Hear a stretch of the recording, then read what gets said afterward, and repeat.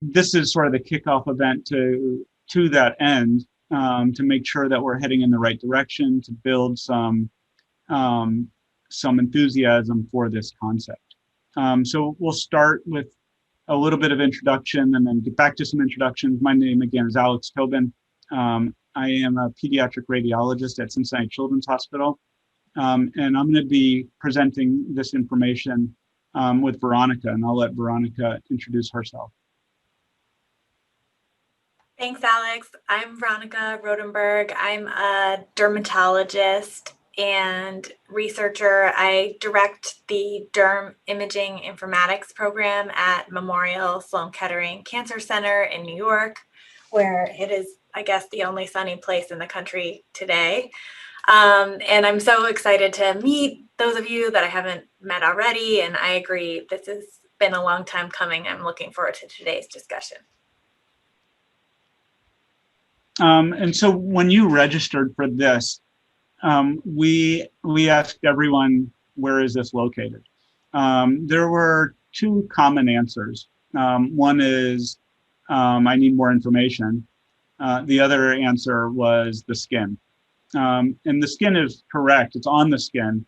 But as Veronica recently reminded me, the skin is not a body part. It's an organ, it's a very large organ, but it's not a specific body part. And if you as a dermatologist received a photo like this, or were scouring through your records and found a photo like this, it'd be concerning because this is a melanoma, and yet we don't know where it is or who it's associated with.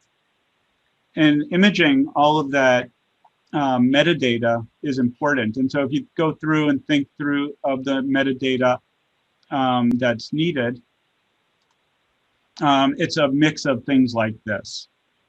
And really what we're going to focus on today are anatomic region and anatomic site as some of the real key things, but all of those metadata items are really needed. So what we're going to do is hopefully be interactive in this, and it's not just me and Veronica talking, but we'll talk a little bit about different medical vocabularies, but more about the rationale for the need for a standard surface anatomy location field associated with metadata in the images. We'll talk a little bit about some of the efforts in the community and try to solve this problem that we're going to lay out. As we start, I do want to call out the planning committee for this endeavor. Ken Buckwalter is at the University of Michigan. I'm not sure he's on the line yet, but he will be joining us. Don Cram, Kim Garriott, Cheryl Petersilge, Veronica, who you just met, Chris Roth, and then myself. And so we've been working over the past few years to lead these efforts. And this is some of the information that was sent to you in the pre-read and cut from the problem statement. I know there's a lot of text in here, and really the thing to call out is the adoption of standard medical terminology for clinical systems is critical to improve interoperability, patient safety, and clinical outcomes. And so that's sort of the global problem statement. But we're focusing this discussion around body part and standardizing body part terminology or anatomy terminology.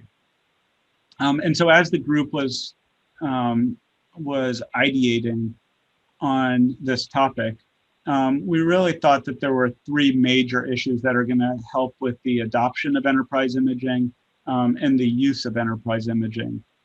And so those are things like procedure description, highlighting that in this example, these are all gastroenterology studies. So an upper endoscopy is different than a colonoscopy, which is different than a flexible sigmoidoscopy, which is different than a capsule endoscopy. So from a procedure description side, it's important to know what those things are. In the radiology world, procedure description has been quite variable, and there are some efforts to standardize that that have already progressed, but it still tends to be quite variable field. Medical specialty is another area that needs a lot of lot of standardization, and is going to help us as we start viewing and using these images. A gastroenterologist needs to identify the images that she has obtained and be able to compare them to other images that affect the GI system. Similar, an orthopedic surgeon needs to identify images of bones with surgical images. And a gynecologist needs to be able to use photographs as well as radiologic imaging. And then the one we're focusing on today is the body part. And we'll give an example why we think this is really the linchpin of the data that's needed to identify the different imaging studies. And I do want to be clear, and through this example that we're going to share, imaging studies means every image that's obtained, not just radiologic images. In fact, we think that the majority of images obtained in the hospital are not going to be radiology images. They're going to be photographs of surface anatomy, from surgery, from pathology.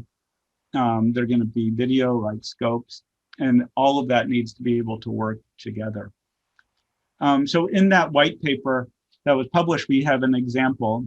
We decided to come up with an example that was a little bit more simple. And so in this example, the patient, Nancy Jones, is seeing her primary care physician. And she sends a text message saying, I just noticed this thing on my back. It's starting to bug me. Should I come in to see you? And she sends a picture with it.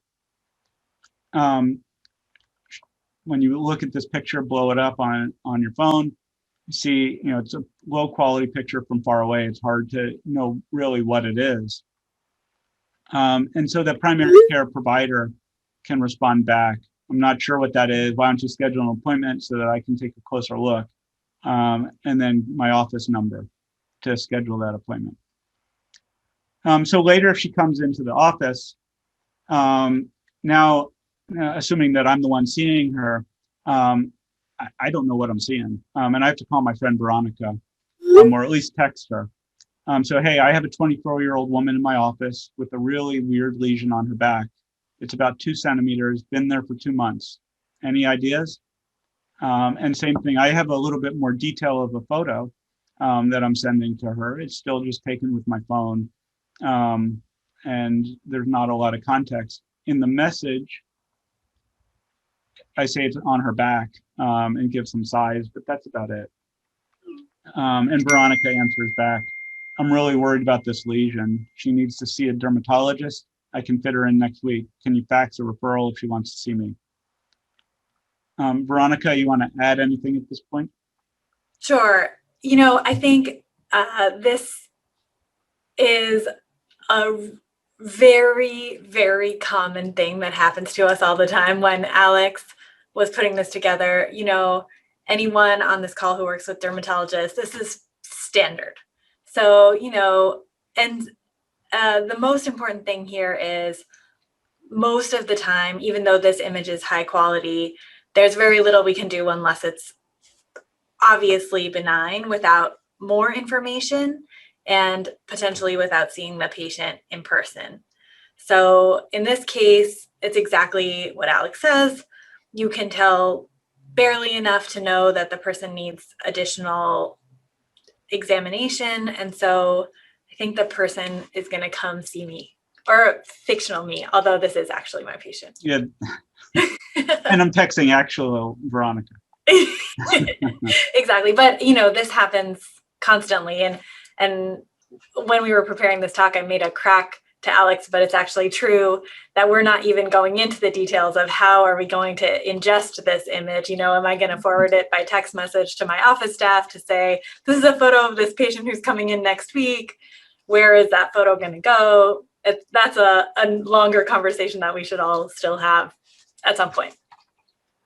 Yeah. So 1 week later, the patient goes and sees Veronica in clinic. And in clinic, Veronica is able to get photos. And so these become more standard photos that are obtained from in a dermatology office at multiple views of the same lesion at the same body part. So often start far out, zoomed out, and then zoomed in using a dermatoscope, but to provide much higher quality images. That's exactly right. And we essentially, at this point, especially without granular body part labels, need to take what we call a sector or a zoomed out photo in addition to the zoomed in photo. Otherwise, if we're communicating with a surgeon or communicating with someone else, they may not know where to do the additional testing or the additional biopsies.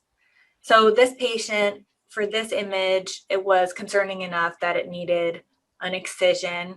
It was fairly big, and the patient didn't want to do a biopsy in the office, so they were referred for pre-surgical imaging and surgery. So the next imaging study is now a CT. And so on the CT, the radiologist won't see the lesion, but it's there in the skin, and is related to the photographs. Following the CT imaging, we moved to surgery. And so the plastic surgeon removes the lesion and then closing the wound and takes some photographs during the surgery. Then the pathologist has gross pathology images of a piece of the skin and histopathology images of the lesion. And then we have some wound care images. So at the wound, there was an infection at the site of the resection. And so there are some labels here. I'm not sure how the labels would always be there, but that's what I got. And then a couple of weeks later, the wound is healing much more. It's healing as expected. So the infection has resolved. Alex, for your previous image, I also wanted to highlight that this is going to generate a lot of intra-office communication and patient communication. So once we get that image, hey, this is what I see at the site of the existing excision. Then there's going to be a discussion. Should we do antibiotics? Should we do topical antibiotics? Who's going to follow up with the patient? What's going to do?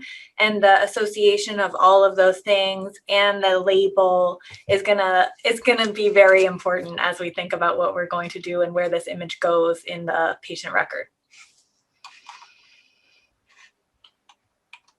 Fortunately, everything went great.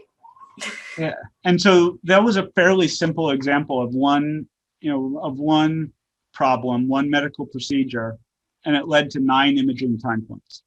And we could quibble a little bit if we should separate gross pathology and histopathology as 2 separate time points in imaging, but everything else is a separate imaging time point.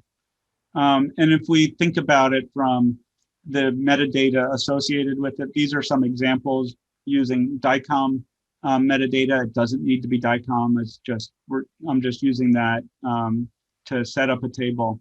And so I want to explore some of the different metadata elements. You see that many of the things are filled in, but there are some that are blank. So a patient-acquired photo, we mentioned that department or the specialty of the provider is an important thing, but in this case, a patient acquired the first photo. And so there's nothing that really exists for that. And we could talk about adding selfies to this list or patient acquired in there, but it's not an institution department. Second thing to call out is that all this metadata that I'm highlighting here has to be applied by someone, right? This was from a cell phone image. And someone, and in this case, it's probably going to be backroom effort. Someone from the administrative side is going to have to identify and enter information if it's going to be there to be used later on. The chest CT includes a lot more anatomy than just the back.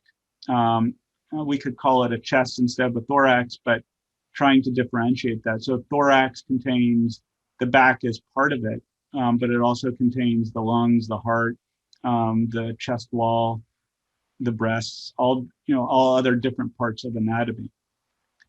It also, because it's so broad, the term, there's no image laterality with it, and it contains all of these other very detailed anatomy locations, and so it's often going to be left blank from the detail. You could argue whether pathology should still have an anatomy with it. That I think is something open for discussion. And then to encompass all of these things, so almost all of them have the same word DAC in it, except for thorax, which, as I mentioned, contains the back. And so when we're talking about the anatomy to bring these together, this is the one thing that's the closest to being able to bring all of these elements together. And so it needs to have some relational nature. Thorax needs to contain back, for example. So that's the use case. That's the frame of it. And we'll go a little bit about what and why, and then at the end we'll come about how we're aiming to solve this problem. So there are a number of different anatomy ontologies. The foundational model of anatomy, ICD has one, LOINC, NYU, SNOMED, UMLS, and there are many others out there. The challenge that we are facing in hospitals is we're trying to figure out what to use. What level of detail do we need? Where does it go? How do we get it there? And every hospital is deciding on its own what to do, which leads to a lot of downstream problems and a lot of wasted effort at each hospital level. So that gets into the why we think that this problem needs to be solved. The first one, and I really have three main answers for this, or three use cases. The first one is image consumption. So a radiologist looking at images will often bring up a comparison study. And on the example on screen, there's a primary study and a comparison study side by side. But those, that model works in other specialties. And it's important to see that comparison study to understand how things have changed over time, or how other specialties, the images that they take, affect the care that we deliver. So in the example from our framing use case, the image that Veronica obtained in her office, it's important to be able to compare that image and the location to the CT that was obtained. It's also important to be able to compare it to the pathology. And all of those things help to inform the eventual diagnosis. And Veronica may have a differential diagnosis or an idea of what the diagnosis is ahead of time. The CT helps to inform her diagnosis, and the pathology may confirm her diagnosis. And all of those things go together to better care for the patient. So that image consumption is really important, or an important use case that really will drive enterprise imaging, we believe. And especially the need for display protocols or hanging protocols. The second one is image sharing. And so with image sharing, so if we take a little bit broader look at our patient, we presented one medical event for her, but that's just one time point in the entirety of her care. And so if we look at other things in her care, she has Crohn's disease, and so has had photos of her perianal region. She's had MR that is related to Crohn's disease and colonoscopy. And that's happened at multiple events. And so if we go to share images, traditionally, or in many cases, we just share everything. But that doesn't necessarily make sense. If the patient wants a second opinion to see another dermatologist for this lesion on her back, she doesn't need to have the photos of her perianal region sent to the dermatologist as well.